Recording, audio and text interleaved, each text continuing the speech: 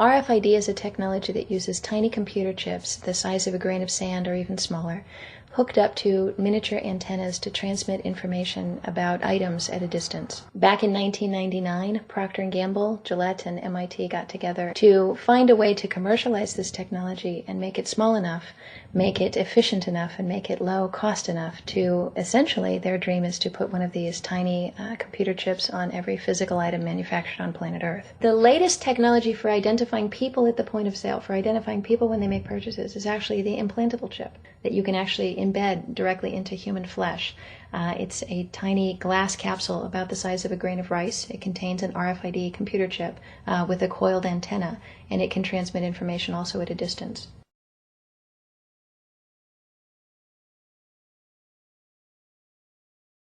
Can a microscopic tag be implanted in a person's body to track his every movement? There's actual discussion about that. You will rule on that, mark my words, before your tenure is over. Homeland Security folks, the Department of Defense, and others have expressed an interest in being able to more closely monitor the U.S. populace.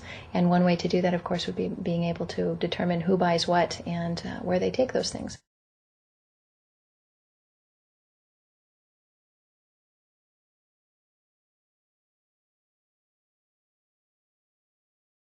Radio waves can travel through walls, they can travel through wood, they can travel through the things we normally rely on to protect our privacy.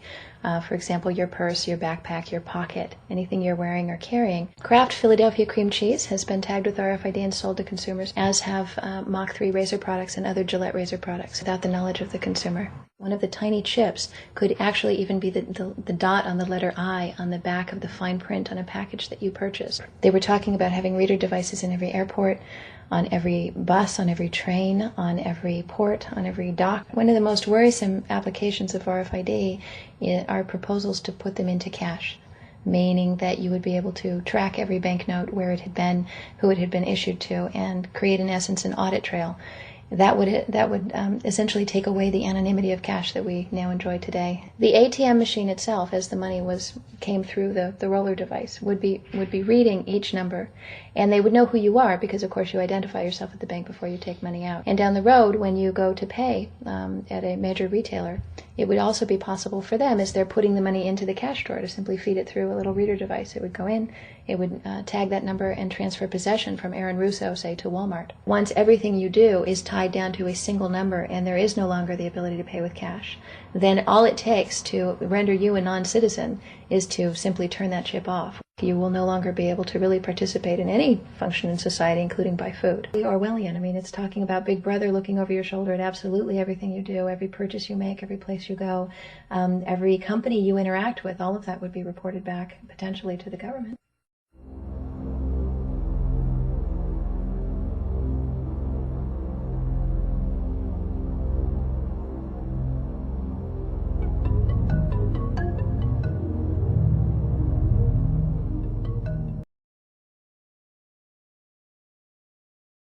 A government lab has come up with a new technology to track down the source of tainted foods.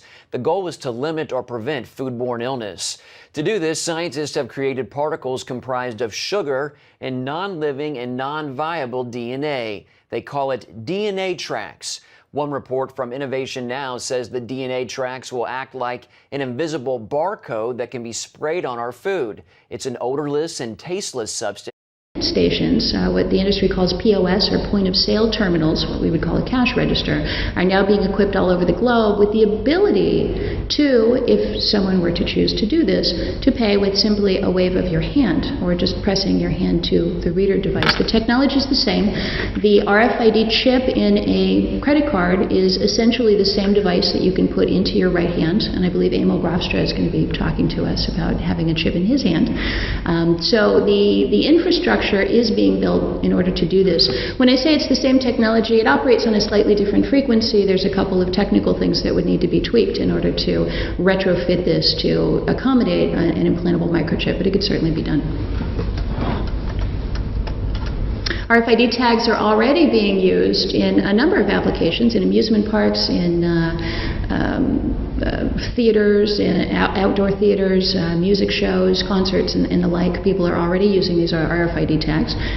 Same idea, you just swipe your wrist and that gives you access to walk into a building or access to pay for something or open up the turnstile, or ultimately probably the next step would be to get on the subway. Your subway tickets all over the world now are incorporating RFID as well. So we're building the infrastructure for RFID to be your system to access things, to make payments, to get into places, to authorize yourself, and that is just one step away from the chip in you. The U.S. Department of Homeland Security, in the post-9/11 frenzy of hysteria that they're undergoing, has begun issuing RFID tag driver's licenses. Now, currently they're voluntary. We had a big fight in our country a couple of years back over something called Real ID, which was a national ID card. I know you guys, and thank you, that here in Australia you fought that back into its ugly cave as well. But all around the globe, India, Mexico, places where you normally wouldn't even think of a national infrastructure, a database of citizens, they're all moving to a national ID program. And if you've never heard of it, there's an organization called the Porvoo Group, Porvoo, out of Finland, which wants to consolidate all national IDs to be part of a global standard, and they're working with the UN to accomplish that. So we know that this idea of global ID is coming.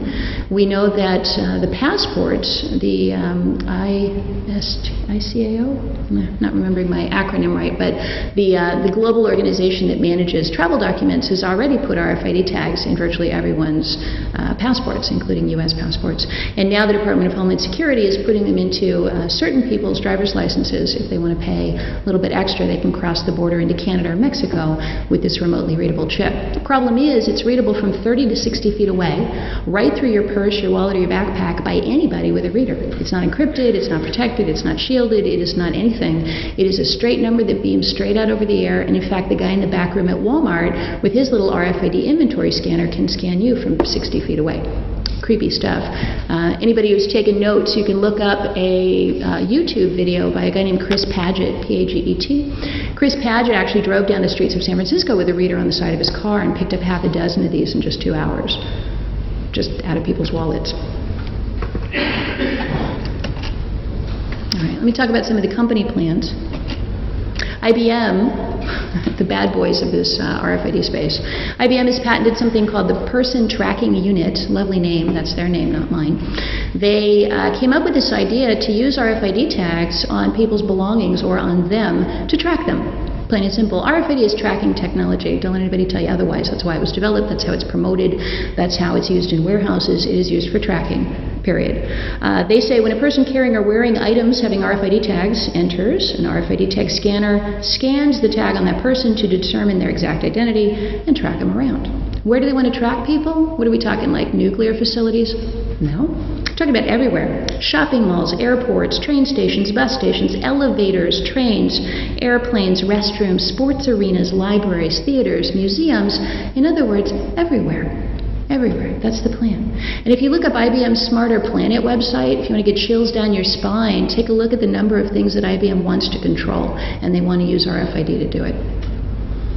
RFID tags embedded in your belongings is what I've primarily been fighting, and I think we were pretty successful with that. We did a big boycott against Benetton back in 2003 that got them to cancel plans to put 15 million RFID tags in women's bras and underwear. So not only could you track a woman around, but you could actually, with your little click of your reader device, you could determine what color her bra was. Creepy stuff. So we fought back, we got that stopped, and now plans like this one to put RFID tags in your shoes have kind of been put on hold, thank goodness. Otherwise, I believe, had we not been doing this work since 2003, that probably every single person in this room would be carrying probably at least a dozen RFID tags. That's how gung-ho the industry was back in 2002, 2003. So where have they gone instead? Well, this plan is not going away. This plan to use doorways and readers and place these things everywhere is still moving forward, but it's moving forward with a slightly different plan. Now, instead of saying we want to track inventory and people for marketing purposes, now they're saying we want to track people for anti-terrorism purposes, for security purposes. So this idea that as you walk through a doorway, you could be identified, and by the way, take a look at the one on the right, because this really gave me the creeps when I saw it. We all know when we walk walk through a portal this way, but you could walk through a wide open space and they could sandwich you this way, and you'd never even know that you'd walk through a reader device. So they're working on it.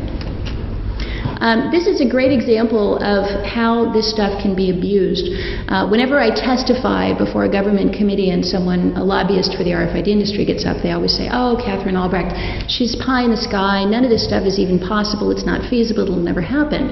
And I always point to Alton Towers, which is a British amusement park where they actually issue you an RFID wristband when you go into the park. And as you walk around the park, you go on the rides, you eat a hot dog, go to the bathroom, do whatever you do.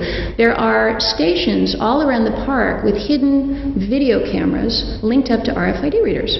And as you walk by, they detect this little chip on your wrist. They take a couple of, 15, 20 seconds of footage of you walking by, and then they store it in your file. See, that's what makes this different from a standard surveillance camera. Surveillance camera watches the 20 feet in front of it. If something happens there, then they know about it. If it doesn't, whatever. And they have to go back through hours and hours and hours of footage to see when you walk through those 20 feet. But with RFID, you can take your surveillance cameras and you can actually create a dossier of where one single individual was on all of your cameras. And so what happens at the end of the day is you go to leave Alton Towers, you go past this big desk, and there's a screen behind it, and as you approach, the system reads your chip and starts playing all these videos and little screens behind there, and you get to see you going, at the water slide, and you get to see yourself eating the ice cream, and then this very friendly woman says, for just 20 pounds British sterling, you can buy a DVD memento of your trip today and see all of these videos. So if they can do it in Alton Towers, they can do it elsewhere. And they are doing it elsewhere. Well, this one's hypothetical. Well, I don't know. I'm sure this company doesn't think it's hypothetical, but there are companies actually working on ways to implant RFID readers into forests, into every square acre of land on the globe, using the vibrations of the wind passing through trees as a power source to transmit this information. All right, so now let's talk about where it's not theoretical, China.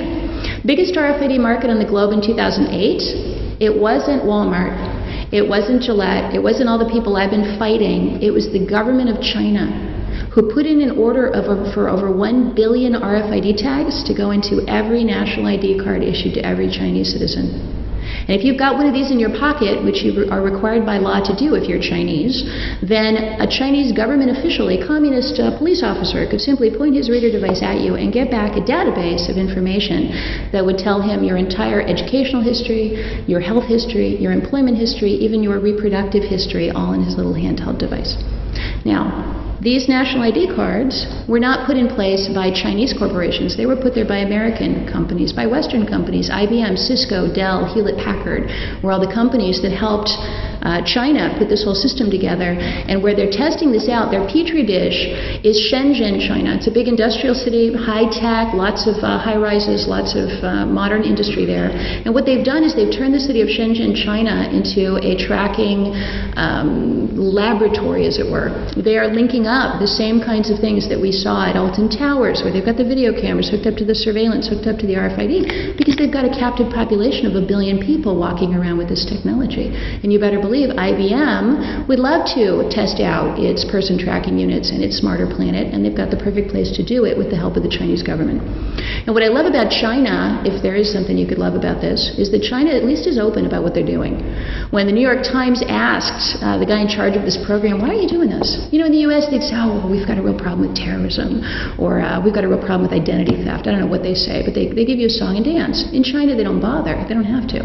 In China, this guy said, oh, it's to control the population in the future. Yeah, how's that for stark? All right, so how are they going to sell this in our country? Stop the terrorists. ID the immigrants, big issue in my country. Mexican immigrants, got to ID them all. End identity theft, protect the kids. Let's track everybody. Just stick a chip in your kid in the hospital and he'll never be kidnapped. What they don't tell you, by the way, is that the National Network to End Domestic Violence, who are probably my closest allies in some of these battles, they know that the stalkers, the kidnappers, the abusers, the pedophiles, they're the first people to latch onto new technology. If you put a chip on your kid, then they're going to use that to figure out where your kid is, and when your kid's alone, and when your kid takes a shortcut through a back alley. So the last thing in the world you want to do is put an RFID tag on a child. Please, whatever you do, don't do that. All right, so the big question, and what always comes up whenever you have these conversations about civil liberties is, well, who cares? I'm not doing anything wrong. Real quick, and you can read, there's a chapter, the chapter that I am most proud of in our book Spy Chips, chapter 16, is called The Nightmare Scenario, What If Hitler Had RFID? And that's really where I take the gloves off and get into the real philosophy of why I do what I do, and why we as a people across the globe must fight this technology. And that is because no matter how much you trust your current government, there are evil people.